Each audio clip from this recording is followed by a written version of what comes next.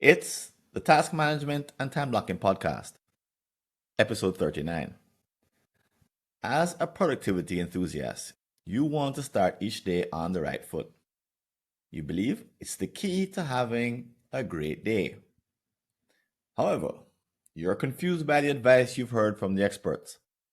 Some say start slowly, others say start small. A few counsel you to eat the frog and do the opposite. Take up and do the most difficult task first. And maybe you're someone who has actually tried all of them.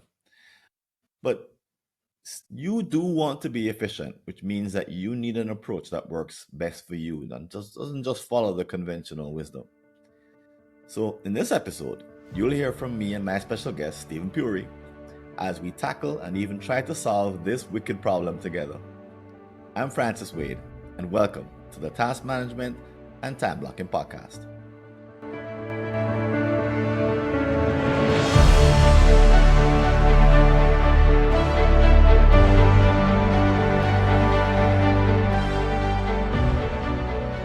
And welcome back. As you can see, we're joined on the stage by Stephen Puri.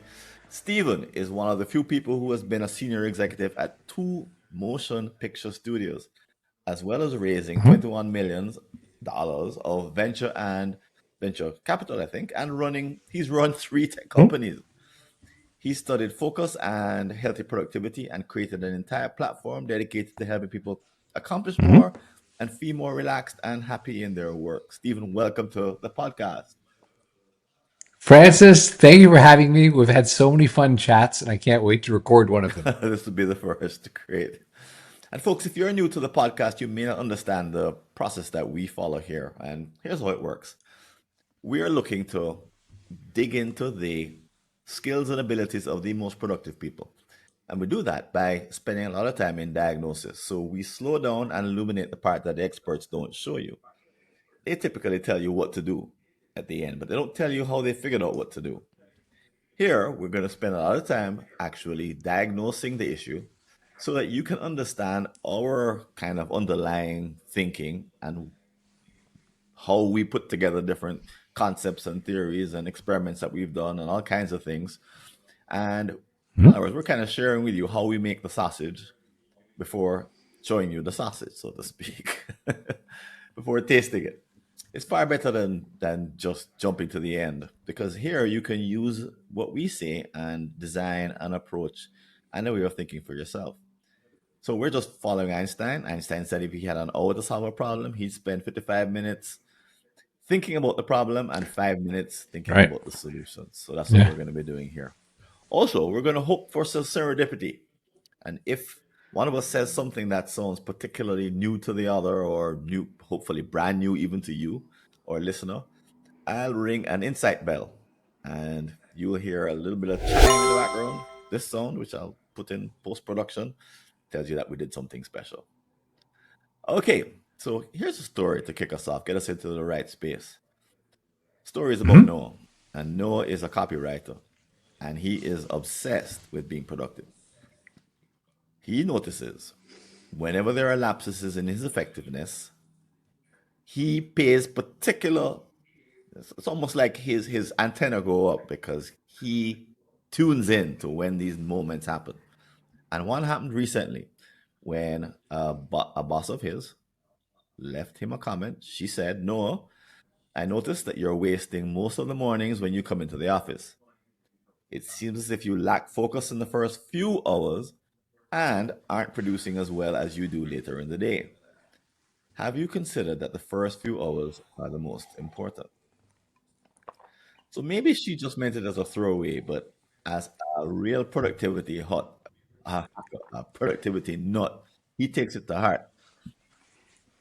But she went on also to hint that his pending membership on an elite team in the company relies on a demonstration of above average effectiveness. So that could mean more more money at the end of the day, but also a greater opportunity to contribute. So he has a concrete reason to solve this problem, this challenge. She's put it Mhm. in front of him, He may not have thought he was that bad, but now he's really concerned. He wants to put some thought into it, demonstrate some changes, but he doesn't know where to start because the advice is conflicting. Steve, where have you seen this kind of problem happening in the real world? I knew you were going to say that. Uh, so, a couple answers to that. One, in myself, a lot of the problems I think we solve in the world are because we experience them and then we work outward from there. I'm absolutely one of those people. So that morning procrastination, we can call it the cold start problem. I absolutely have had that. I've looked into that and researched it for myself. And then, as you know, I have a community of focused people that work together and support each other and have a great time and all that. And I talk to as many as I can. You know, the Einstein thing you brought up, spend 55 minutes thinking about the problem and 5 minutes about the solution. So I try to spend 55 minutes talking with people. And it is, once you dig down, the number one thing that they say is there's that morning moment of like, I know kind of what I have to do, but getting over the inertia and getting things happening is a real problem. Yeah, it's not as if we wake up in the morning with a fresh mind necessarily. It's not as if we Mm-hmm. wake up with a set of habits that have already been figured out. No, we already do have routines that we follow, and when we wake up, we tend to follow them. But very few of us have designed those routines and said, here's what we want the first 25% of the day to look like. It's more like we kind of stumble to the bathroom, we brush our teeth, and somewhere around lunchtime we kind of wake up and say, "Where am I again? What's today going to be all You about?" paint quite the picture. So we usually don't spend a lot of time thinking about these first few hours, and as a result, we kind of, she's not wrong. We do lose uh, momentum in that early part as we're trying to get Mhm. that first cup of coffee to kick in, uh, which Mhm. means that we're not particularly effective in the moment. What do you think about that beginning diagnosis? The the problem you present and how you describe it is very vivid and very true. I'll tell you some of the presentations that I've heard as well in myself. So on that spectrum from complete remote work to hybrid to in office, right? It presents as remotely. Okay, I'm going to get going. Oh, you know what I should do is I could throw in that little laundry. I could finish those dishes from last night. I could quickly check my email, things like that, right? Then as you move towards the other end of the spectrum, it's maybe I'm in the office, but I'm still staring at my task list and I'm having that pushback mentally or emotionally of like, I could run to the break room and grab a cup of coffee to start the morning, or let me quickly say hello to Francis in the next office because we always say hi in the morning, and it's those kind of things, and they all present differently, but they all the exact same thing of they are procrastination as we face that morning inertia. Right. So those sort of bad habits that we have, I'm gonna Mm-hmm. or maybe it's true that they kick in hardest in that morning spell because we haven't had time to think about it. Mm-hmm. We're not, we're probably carried just by momentum of waking up and knowing that we need to get a bunch of stuff and we need to be somewhere and we need to get ready and we need to get our teeth clean, and the whole thing is just kind of on automatic. So we're not choosing, right? We're just kind of repeating. It's probably what we Mm-hmm. did the day before. So in a way, we're not conscious, maybe. I don't know. Would you say we kind of unconsciously just kind of go through the motions, and that's kind of how we It face the is first part of the day. the first part of the day. We can face our entire life that way. You can go on autopilot through most of your day, most of your week, most of your holidays. Oh, for Christmas I always do this, Mondays I always do this, Memorial Day we always, so you can be on autopilot a lot. And the thing I think you point to is, at what point do you become conscious and make conscious decisions? And a lot of that is about taking responsibility for yourself. So if you say, oh, the reason I'm not engaged is I don't really love what my company does. We sell stupid widgets to dumb companies to do dumb things, right? it's going to be really hard for you to have that moment in the morning of like, this is amazing. I can't wait to go do everything on my to-do list. It's more like, is it 5 o'clock yet? Are we done? Mm-hmm. Mm-hmm. So there is definitely a need to believe that what you're doing has some meaning. Mm-hmm. And if you take responsibility for yourself and you don't, like you said, make unconscious decisions that just waste your life, Mm-hmm. if you make conscious decisions because you say, I'm responsible for my life, then you often make changes in your life. It could be with whom you hang out. It could be where you make money. It could be where you spend your days, things like that. Yeah. I know, for example, this is not an example of what to do in the morning, but what to do the night before. So somewhere I read or I picked this thing up that said that the last few minutes before you fall asleep. So if you spend Mm-hmm. them randomly going through, social media, then you end up with random sleep. And I read this thing that said that Yes. a good practice is to write down all the good things that happened each day. So I've been doing that for a few years now. And what I found, and I kind of pushed myself a little bit. I tried to say, okay, let me write down the three things I've never written down before. So I don't just write down, you know, ate lunch. That's hard to always come up with three things you haven't written before. Right. That makes it more challenging. It's like I try and find, even if Yeah. it's kind of the same thing, but it's a different word. I try not to repeat myself. But anyway, that little bit of design, let's call it, I guess it's design, came from a little bit of Mm-hmm. advice that I read. Um, and it served me very well. But the morning is much harder because it can go anywhere. Um, it could lead to exercise, it could lead to meditation, it could lead to prayer, it could lead to making breakfast. It could take you in so many more ways as opposed to the 5 minutes before you fall asleep. There's nothing happening except you falling asleep. So you have a lot of control over that. Mm-hmm. But the mornings are hard because there's so many choices that come at us, um, and so many options that we could exercise, all of which probably seem decent. They're not bad. They're not necessarily, let me get drunk first thing. Most people don't get drunk first thing in the morning. So it's usually not. Right. Francis, who are you hanging out with?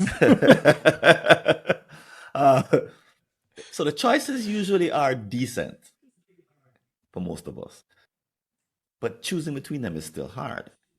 And it still feels as if they're a bit random because we don't have a lot of, we tend to think we don't have a lot of control. We have to do this part. I can't go through the day without brushing my teeth. Oh my God, I have to do that part. I have to eat something because I haven't eaten since dinner the night before.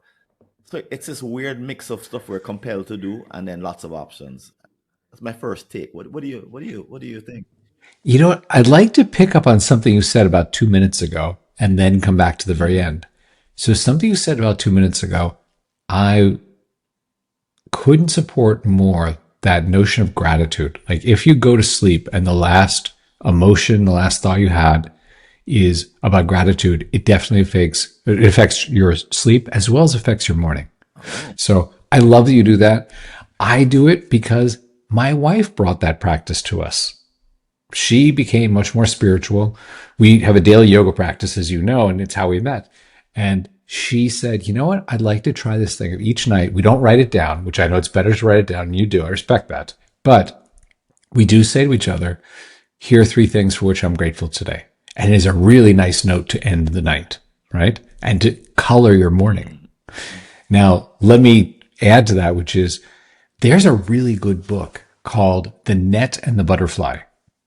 And it is written by Olivia Fox Gabon and Judah Pollack. And it talks about the neuroscience behind breakthrough thinking. And I think they're working on another book called The Genius Myth. Olivia Fox wrote The Charisma Myth, that famous book. So in it, they talk to a number of people, some of whom are mutual friends who created Siri, created Bing, created, Airbnb, a bunch of things, and said, how did you come up with that breakthrough idea? And it is a very simple, similar idea to your gratitude practice at night, my gratitude practice, which is often when they have that thing of, I just don't know how to wire up this thing to that thing to make this work or to do this thing.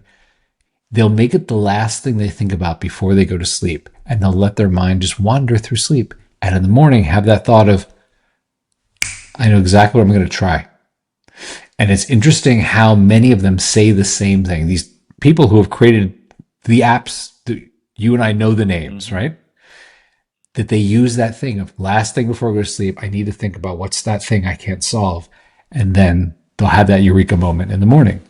I can't promise that works every time, but it's an interesting book to talk about the neuroscience behind that, about the executive mind and the default mode sort of networks. So to go back to what you're saying Actually, let me stick up is, in there because that could be our first insight, which is that a great morning ooh, starts with a great evening. So I'll put that in afterwards. I'm sorry, I didn't mean to interrupt you. Go okay, ahead. love that Go ahead. bell. Okay, so now as we talk about the morning, right? So hopefully you do something as you go to bed that you, as you said, it's not watching TikTok for an hour and being filled with random silly stuff. It's actually consciously chosen what you let in that moment before you drift off to sleep. So going to the next morning, because I know you and I were drilling down on this problem of the cold Right. start of, do you start with your most important task? Do you start small and build momentum? And that, tug of war with very smart people on both sides of it, Mhm. right? So as you go into the morning, if you can set yourself up to have an idea of like, oh, this is what I want to address, obviously that is a leg up. That's one practice that you can look at to say, what am I thinking about the night before that either creates a problem in the morning or creates a solution? Great. So it's something to do about the phrasing. We are diagnosing rather than solving, but this one kind of snuck up in that just by the I'm sorry, somewhere in that sense of like, there is part of the problem is the night before. Let's say right, that. right, right, right. But sometimes this happens. As you diagnose, the problem starts to look different, and it's already starting to look different to us, you and I, Mm-hmm. which is that I that agree. and to our listeners, which is that maybe you lose the morning because you lost the evening, is the way to say the Yes. problem. You didn't win. You didn't have the right didn't have the right intentions going to bed. So when you wake up, it continues, or you then manifest, or you reap what you sowed. Never- You do reap what you sow. But let us keep diving into the problem. You're Yeah, right. yeah, yeah. Before we get No problem. diagnostic. Um, so this is a difficult one. People, and again, the different thoughts that people have around the solution. The different ideas. So eat the frog is very very familiar. You want to go over eat the frog really quickly, just in Yes. case there's somebody who is listening who hasn't heard of it, so they know what we're talking about. Go Okay, ahead. so eat the frog, and I believe this original expression is attributed back to Samuel Clemens, to Mark Mm, Twain, right? Which was this concept of do the hard thing. So there is a line of thinking with a lot of smart people on this side that is start with your hardest thing, get it done, and that joy and empowerment that comes from doing that first carries the momentum through a lot of other tasks. So that is one school of thought. and a very popular one. And a very popular one that I used to use. Yeah, I sometimes do it. It depends. Because in trying it, I also noticed that warm up there is something I do benefit, or I have benefited from warm up tasks where I don't jump right into the hardest thing. I do something to kind of get the blood flowing, so to speak. Kind of like Mm-hmm. something that would sort of warm me up to get into the hardest part. I found that works. Yes. That works as well. What have you found with respect to that? Or do you know something I, similar? I, by virtue of experimenting on myself and now having thousands of members that, work in our platform, is you are right. There are several schools of thought. One is very clearly eat the frog, find your most important task is a very popular term. What's your MIT? Mhm. And a matter of fact, I've written a blog post or two about this last year, I think. And then there is the start small and build momentum. So I've seen those. The Here's one of the things, a downstream effect of not solving this is not that at 10 a.m. you're disappointed. It's not that, oh, I should fire myself. It's 10 a.m. and I haven't done it. it often manifests at the end of the day, and it manifests as it's 6 o'clock. Well, I guess I'll finish the rest of the stuff in the morning. I'll get up early tomorrow is the lie you tell yourself. I'll get up early tomorrow. I'll get a jump on the day by finishing the stuff I didn't do today. And that's where you actually pay the price for not solving the cold start problem. It's a regret then, a sense of regret at the end of the day, which is Yep. And it's just dominoes. The dominoes just keep falling through your week. right, right. And then going home feeling as if, I went to work and I did two things, and by the time I looked up, it was 6 o'clock. And some people tell me I didn't have Yeah. lunch, I didn't eat anything. I worked all the way through. I don't even know. The phones just rang and an email came in, and before I knew it, Yeah. it was Yeah. time to Yeah. go. And those are particularly sad. Because as you hinted, a life of a wasted life is a sequence of those 6 o'clock feelings that never get interrupted. Yes. Yes. You lose your life one day at a time. Right, one regret at a time, and it's just because Yeah. you haven't found a way or found a method, or it's weird because maybe it's because when you're a child, right? If you're brought up in a traditional household, you have two parents and siblings, you're put into a routine. So somebody is telling you what to do. And even perhaps all Yeah. the way through most of the day until maybe 3, 4 o'clock, you don't have a free moment. It's all booked. So you're Yep. told, you're programmed by parents, school, teachers, the system, whatever. The system. Yes. The The evil evil system. system, whatever it is, it has a grip on you, and then it doesn't let you go until maybe you hit like college years, 18, where you have all the freedom of being in a tertiary institution, and you now have all the time to yourself. But up until that point, you were locked into other people telling you what to do and Yeah. when to do it. And but at no time are you trained or prompted or asked or even led to think that at the point at which you hit 18, or at the point at which you have choice, is actually an opportunity to design something different. I don't remember anybody having that conversation with me. Do you? Yeah. You know what you touched upon though is when we were talking the other day or a few weeks ago, I think it was now, the sense of, well, what does it look like on the other side if you do solve this? And to use the no example that you gave is we understand what it feels like to slowly trade away the days of your life. You waste them, you collect regrets. I didn't do as much as I wanted to do. I didn't do the thing that was important, right? And what it looks like on the other side is instead of those 6 p.m.s where you're like, I'll get up early tomorrow and try and finish the stuff, right?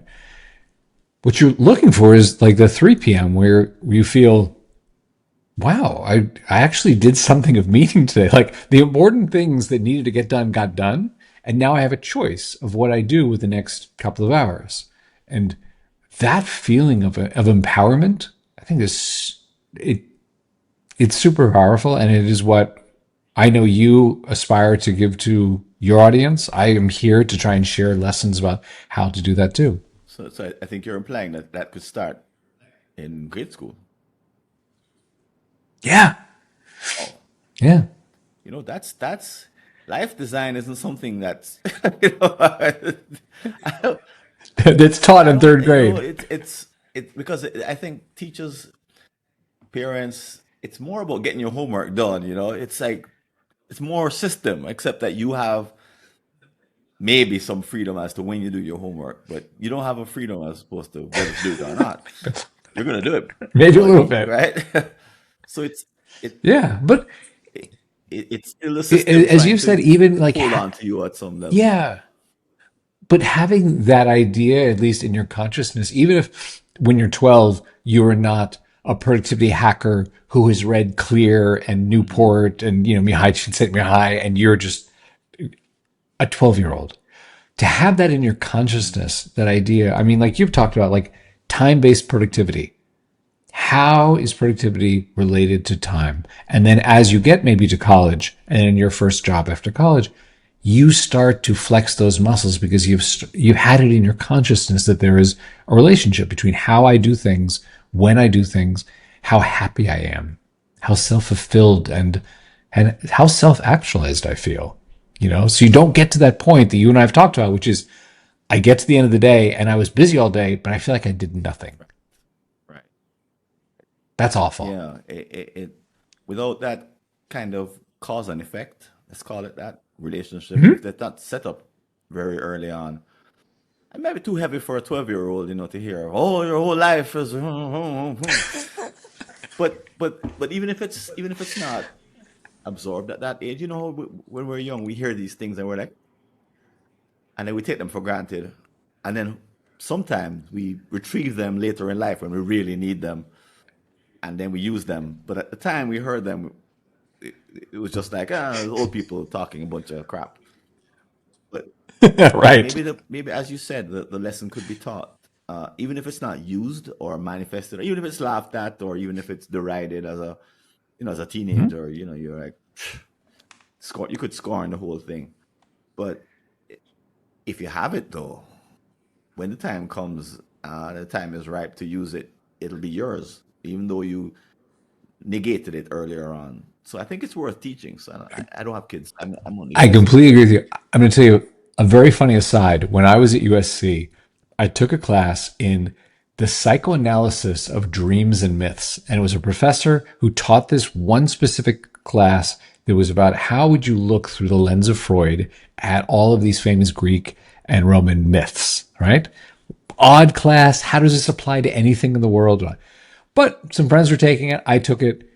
It was an interesting class. Could I apply it right then? Absolutely not. Cut to Steven is later a development executive at a production company in Hollywood. Oh my goodness, some of those things that were sitting in the back of my mind started to surface where I was like, oh, I recognize why this script rings true and this one does not. This has echoes of those myths where they said, we will take something that maybe later, thousands of years later, psychoanalysts will talk about.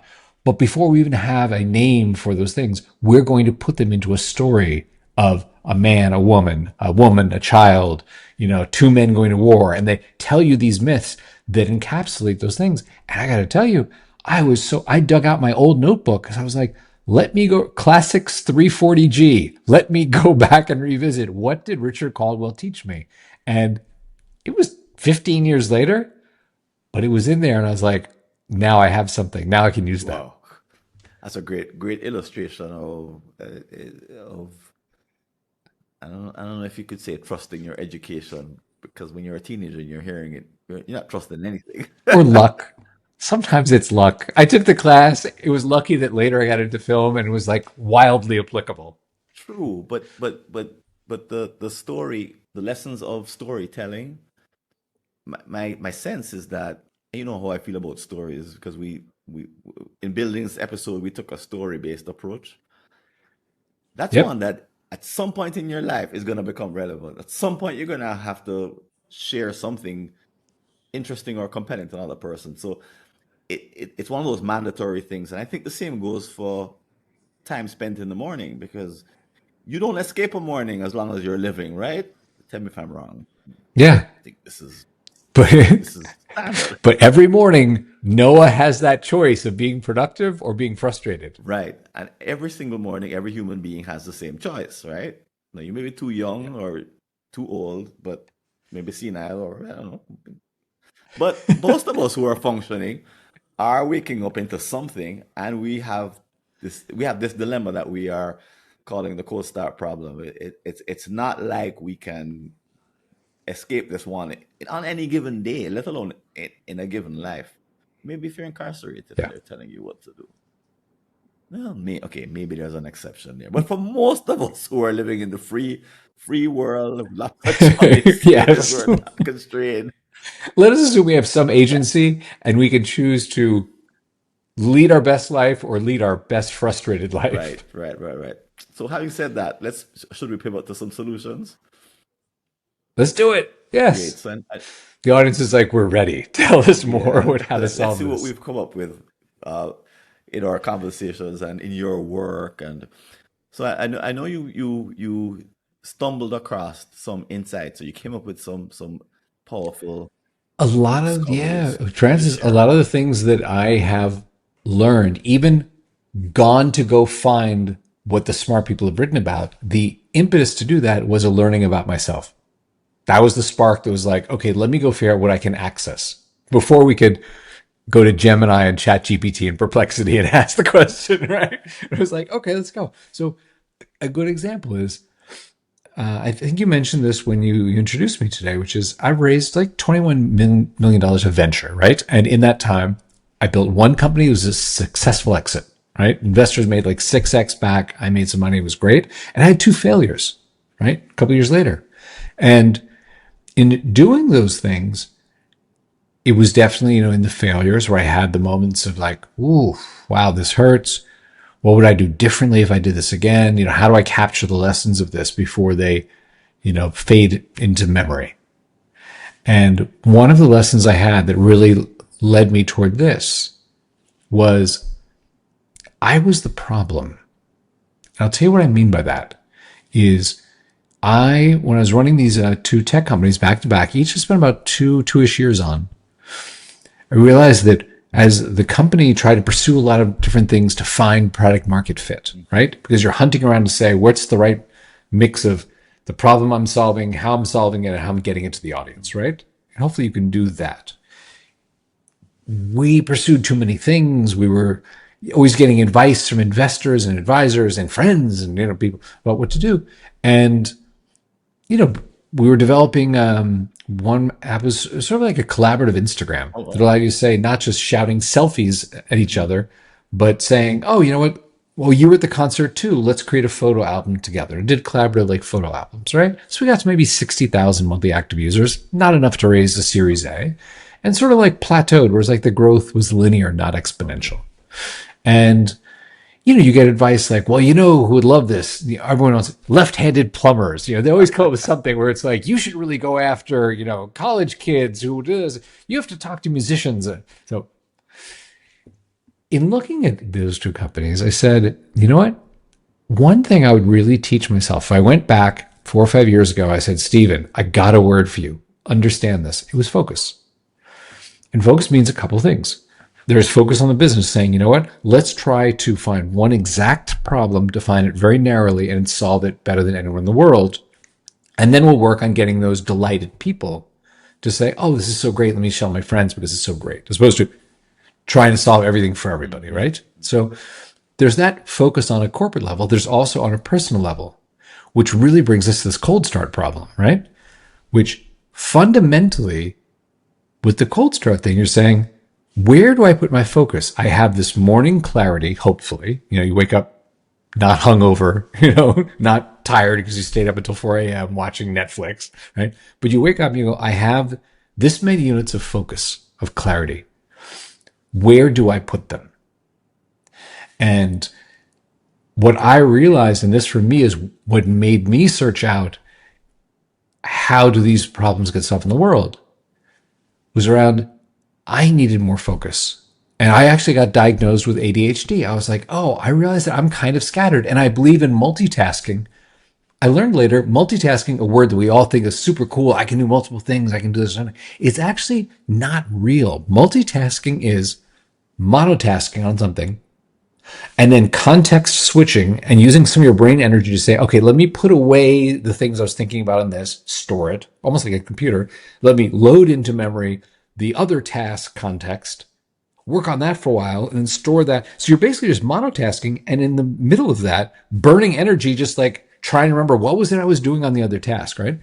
That was a big realization for me that came from reading and talking. And actually, one of a coach that I know, who's a member of our community, was like, Steven, I think you might have ADHD. By the way, I'm an ADHD coach. Why don't you go to a doctor and take some tests and see? And that opened my eyes to that. So the idea of where did this come about for me came out from a very personal level of me just saying like, okay, what do I do next and how do I learn? And it was, I think I would benefit from more focus. I would probably execute the things that are important to me, move my career forward. And that was a huge motivation for me to say, okay, I got to level up. Either I'm going to be mediocre or I'm going to learn new skills. And there are people who know more than I do. I should put my ego on the shelf and learn from them. Wow. Whoa. Wow. And I guess Hey, you know, it's a amazing discovery. I, I imagine that since discovering that you've been on a not just a personal development journey, but you're also developing communities and you're sharing messages like you are here. So it's led you to focus on sharing a message of focus. it really has. And also realized my wife, who at the time was my girlfriend, fiance, Hmm. also has ADHD, and she knew it before I did. She knew that And she that had was it, so or she knew interesting that you had it. she knew that she had it, and she had talked to me about, oh, I'm trying to wean myself off Adderall because she was using Adderall. And I was like, okay, cool. I support you. I've never been on Adderall. I don't know that much about it other than, the jokes and pop media about it, right? But okay, I got it. It's a focus thing that you use.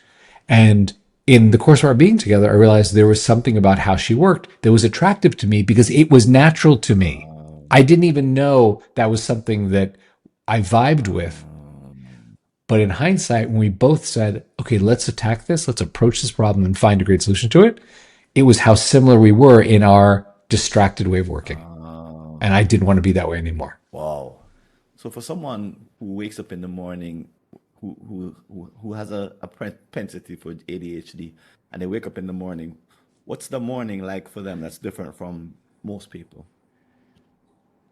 Well, a problem that gets exacerbated when you have ADHD is everybody can look at a task list because we're all adults, we have stuff to do, and be overwhelmed. There are 9 things I could be doing this morning. Where do I begin? Sometimes the number of tasks is simply the overwhelm. It's not even that any one of them is gargantuan. It is that, whew, I get tired just looking at this. You know what? Let me check my email real quick. Let me scroll real quick over here. Let me go run to the bathroom, whatever, right? So there's that. That is multiplied when you have ADHD. And the thought of doing 8 or 9 things, oh, okay, well, I can kind of jump between things and get into that frenzied ADHD mode of like doing a little bit of this, a little bit of that, a little bit of this other thing, right? That makes it even harder. So I have, when we get to the solutions part of this, I would love to share some thoughts. I know we're not there yet, but No, we're here. there are things that we No, could we're do. here. Yep. We're Yeah, there? we're Okay. here. Well, then let me Let's share transition this. with your story. When I dug down, when I dug down into myself, and this is, again, nothing I'm going to share today is revolutionary that no one's ever thought of, but is rather, I have been the benefit of a lot of smart people who've written about this. I've read it, and I've tried to distill it down to some simple ideas. And as you know, I built an entire website that is just around how can I make this accessible and really affordable to people, these ideas, right? So one of them is this. It is that sense of when you look at your task list in the morning, you can be overwhelmed. And if you're ADHD, you can be very overwhelmed of number of tasks. I'm not going to accomplish 9 things right now. Oh, I don't know. And there is research that shows if you say, I'm going to do 3 things and you push everything else out of your field of view, out of your mind, right? Here are the 3 things. Get the other 6 out of my way today. There's a better chance you will do those 3 than if you look at the list of 9. If you do the list of 9, you might get through 2 because you are wrestling with overwhelm as you're doing it, right? So, for example, when we were building the Sukkah, the smart assistant that works with you says, hey, you can only have 3 things. Let me help you choose them. And then I'm going to hide the rest of your task list until you are done with these 3, right? So that's an important concept. Another related one is sometimes you do have the gargantuan task where by virtue of your being foolish and saying like, oh, here's a task, write my new book. You're not going to do that this morning before lunch, that you set out to do the thing, whether you're an engineer or a developer and you're like, oh, create my new app I had that idea for. You're a designer. You're like, oh, do the new campaign. No. So if you can break that down and say, what is something I can accomplish? And I think this dovetails with something you said early in this episode, which is sometimes having 1 or 2 things that ease you into the day and build momentum is a very effective way of working. So when, in Sukkah, the smart assistant says, hey, Francis, I know you're writing the sequel to Perfect Time-Based Productivity, right? Huge thing. What if today's task is simply, I know you haven't outlined chapter 3. Why don't we say 30 minutes? Outline chapter 3. And then you're like, actually, that's super doable. That's not intimidating. I had an idea when I was driving yesterday for it. I didn't jot it down.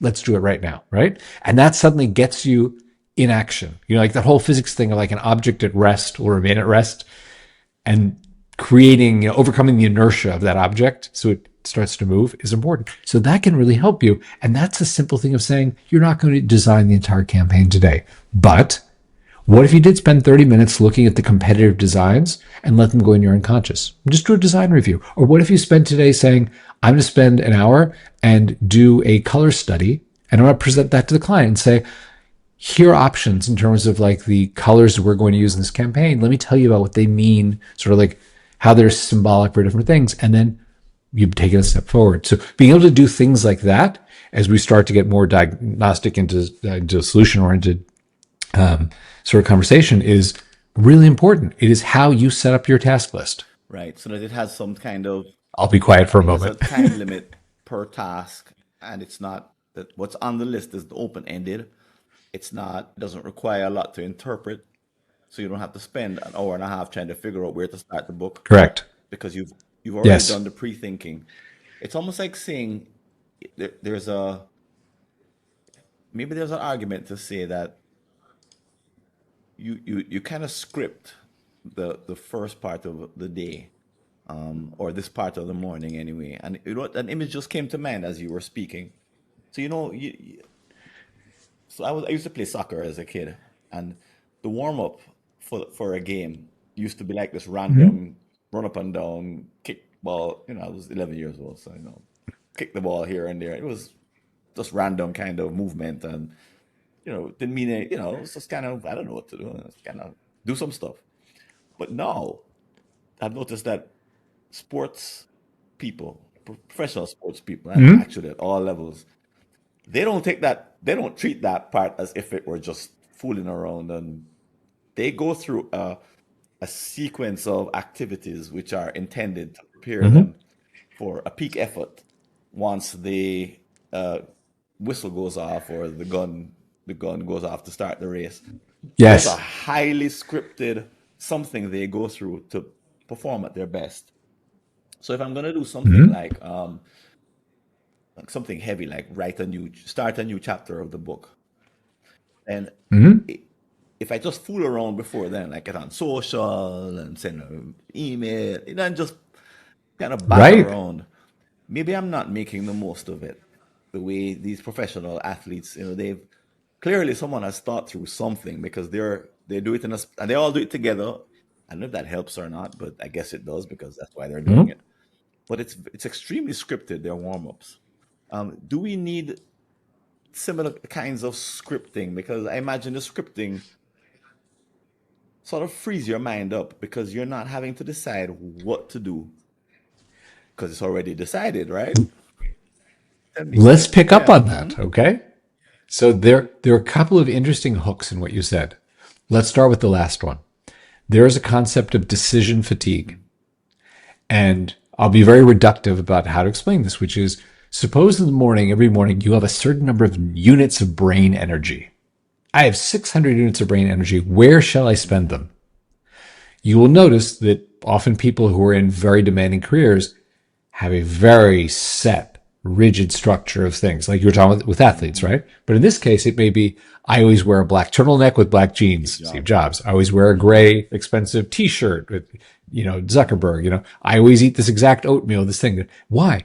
Because you spend fewer units of brain energy on, well, what will I eat? Do I want blueberries in this? Shall I wear the red shirt or the blue shirt with the stripes? So decision fatigue and being very like jealously guarding your brain energy is a really important idea. Hmm. Now, this relates a bit to something else you said that I think is very interesting, which is the power of routine and habit, not just in terms of, oh, hey, every day I check my email from this time to this time, but also even as it relates to training your brain, where your brain goes into certain modes of thinking, because we do have different modes of thinking. There is a creativity mode of like, random association and pulling things out and putting things together that didn't belong together might be brilliant. The chocolate and peanut butter, right? And that is very different than, oh, I need to reconcile the last year's books. We're off by $600 somewhere. I need to sit here and figure out where is QuickBooks off, right? Those are different parts of your brain that you're exercising. And here's something that I noticed, again, by mistakes that I made, which is when I started running tech companies from home, I loved the things. It was, I could hire global talent. I don't need to just look for people who live driving distance from the office. There is a fantastic designer in Dubai. I want to work with her. There is an engineer in Montreal. I want to work with him, right? No commute times. Amazing, right? There's so many great things. Here is something that I did that seemed great and was not. It was a trap, which is in my home, because I was working home now on a laptop, which I'm on right now. I was like, well, it's a laptop. I made breakfast. I could sit here at the kitchen table, look out at the beautiful view for a while, work here, then, work upstairs in my office. Then, end of the day, the sofa looks really comfortable. I'll sit on the sofa and work. And your brain is all over the place, as opposed to, I have a very specific thing I do, which is I'm going to go write, or I'm going to do my books or do whatever it is. And I go to this place in my house and I do this. And your brain starts to understand, oh, we're in this space. We're going to do that. I'll tell you, I saw this illustrated. This might be a fun story. I saw this illustrated in film for the first time. So when I was young, or straight out of school, I had that visual effects company.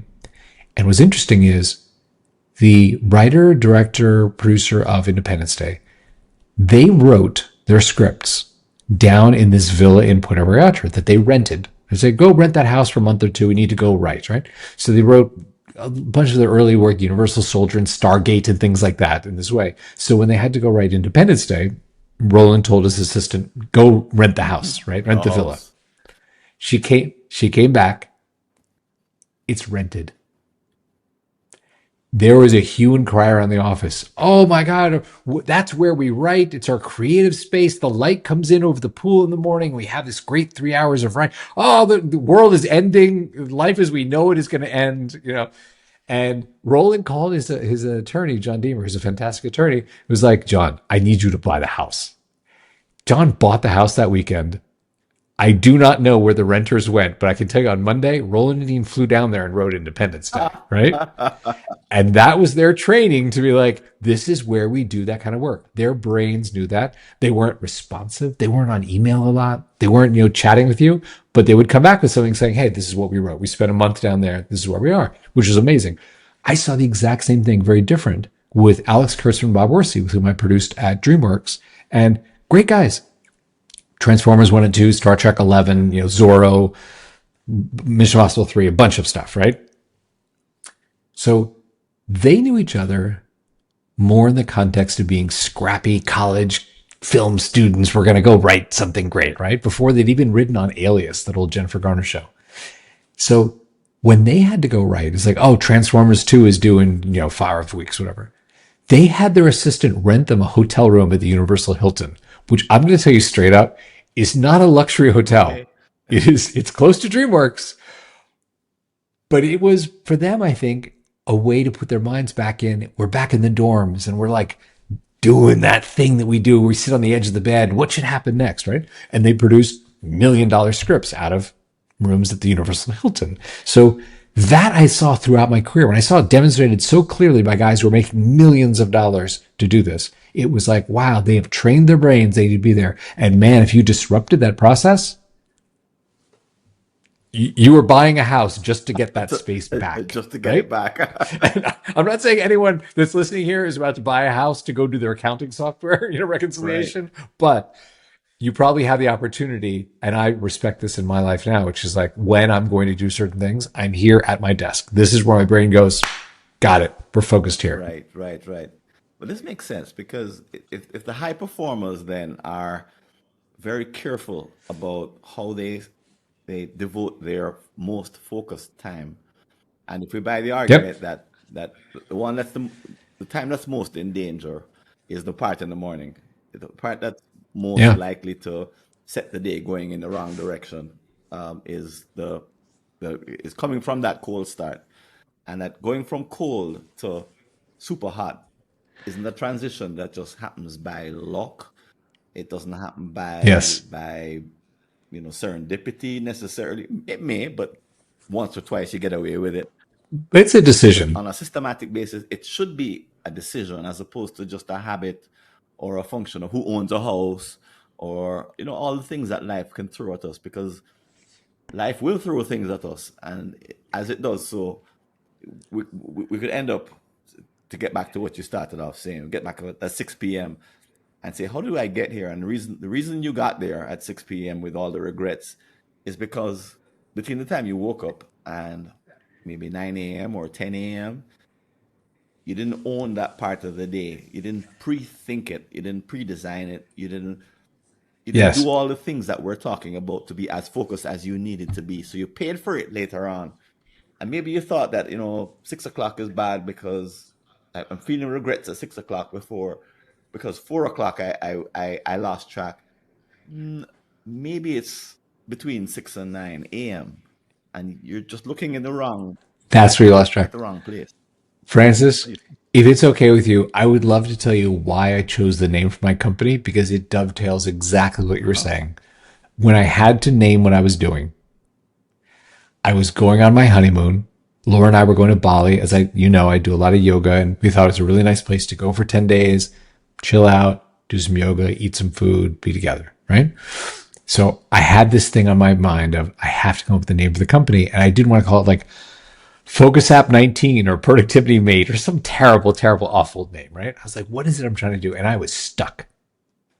So I said to Laura as we're going there, I was like, listen, I think this is a gift from the universe because for 10 days, no one's going to bug me. They know that Steven is busy. He's on his honeymoon. Leave him alone. So I said, maybe my unconscious mind will bubble something up if I talk to a couple of our key members or in these early days and just ask them, why do you use this? What's your favorite feature? Do you love the smart assistant? Do you love the timers? Do you love the music? What do you love? So talked to the three of them that day. She's like, fine, I'm going to go to the pool for a little bit. You have a couple of Zooms. So I did some 10-minute Zooms. I said, I don't want to take your whole day. Just need 10 minutes. I want to ask you a couple questions. So the third one, I asked a few dumb questions. 8 minutes go by, oh, it's your favorite feature, right? Don't really get anything amazing, but at the end of 8 minutes, I went into the wrap up. Oh, Francis, thank you so much for taking this time. I knew we have to go. And this guy said to me, Steven, you didn't ask the right question. And I was like, okay, what's the right question? And he said, you should ask me why I pay you. Okay, I normally wouldn't be that forward, but why do you pay me? And he said, at 3 o'clock, I can be playing with my kids. Or at 6 o'clock, I can say, where did the day go? And the difference is, did I open Sukkah in the morning? He said, so I pay you because my kids are 2 and 4. That will not last forever. I want to have that time with them every day. And I was like, thank you. That is more articulate than anything I've thought of to describe why I do what I do. So I told this to Laura over dinner. I was like, oh my God, I talked to this guy. He was so smart. He said this thing. I was really touched that he felt this way. And Laura's like, oh, that sounds great. And then we were brushing our teeth going to bed. And Laura said, well, in yoga, we hear all these Sanskrit terms. Prana, your life force, and the dharma and karma and blah, blah. She said, that's sukha is what he's saying to you. Is he's saying he feels that happiness from self-fulfillment. Like he got done by 3 p.m. everything he needed to do. He did it well. He's good at it. And she said, I think that's actually what you're trying to do is that all these tools that you're talking about, all these features, they are the path that you want to offer people to walk on so they can get to the goal, which is happiness. And I was like, done. We're going to call this the Happiness Company.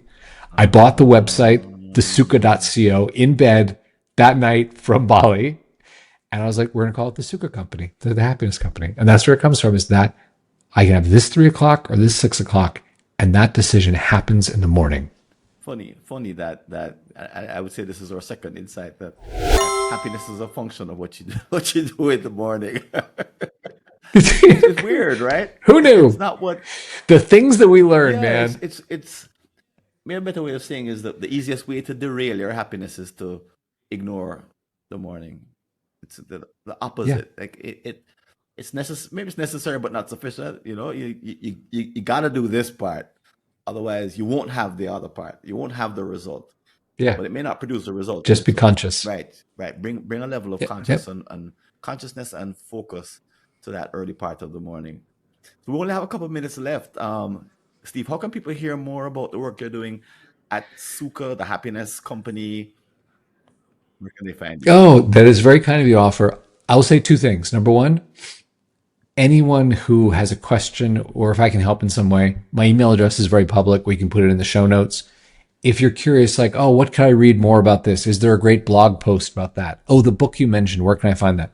Anyone has a question, I work very hard to return all my emails the same day or within 24 hours if I'm not sick and I'm not traveling, Great. right? And it's not Christmas Day. So if someone wants to reach out and go, Stephen, I would love, is there a blog post I can read? I will do that. Reach out. It will not be a long response. I will not write you the story of my life. It'll be succinct. Here's the thing you're looking for. I hope it helps. Let me know. And if it's something where people are looking for tools, like I would love to have some help along this path. There are some wonderful tools. I make one of them. There are also tools, again, like we've talked about in this episode, find what works for you. If you like community, if you want to be part of a community of a bunch of people who work together, support each other, and have beautiful music and have tasks and have a smart assistant that helps set up your day for you, please come visit. But if you find another tool that works for you, I celebrate that because ultimately, when we all do something great with our lives, the whole world kind of benefits, you know? Absolutely. And what's the email address, your email address and the website again? My email address is simply Stephen at thesuka, which is TheSukha.co. Stephen at thesuka.co. And our website is, of course, TheSukha.co. And anyone who wants to try it, there's a 7-day free trial, no credit card. Just if you love it, sign up. It's like 30 cents a day. If you don't love it, send me an email. Tell me how much you hated it. Maybe I can make it better. Excellent. Steve, thanks for joining us here at the Task Management and Time Blocking podcast. It's been great having you. It's been great preparing for this program with you It's also. been really fun getting It's to been know you. great Yes, getting to know Francis, you. thank you for having me on. And everyone who listened to this point, thanks for listening. Hope there was something fun in there. I'm sure there was. Folks, I'm going to tell you about another episodes that are coming up. So don't hang up yet. Just keep listening. It's coming up in just a moment.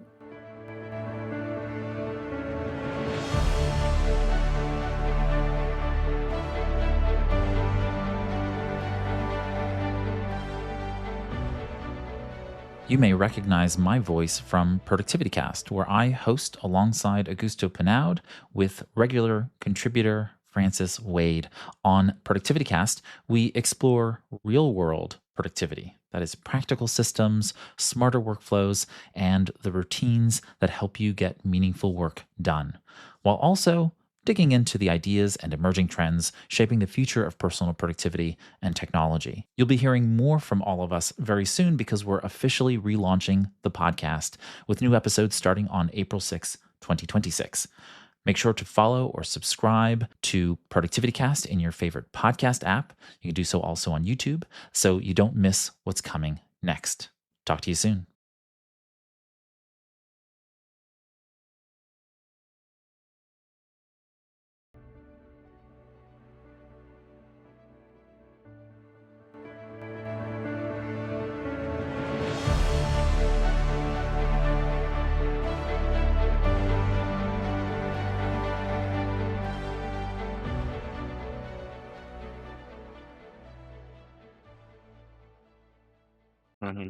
Was that there's this subtle resentment that's simmering Tell, underneath the surface, right? tell us.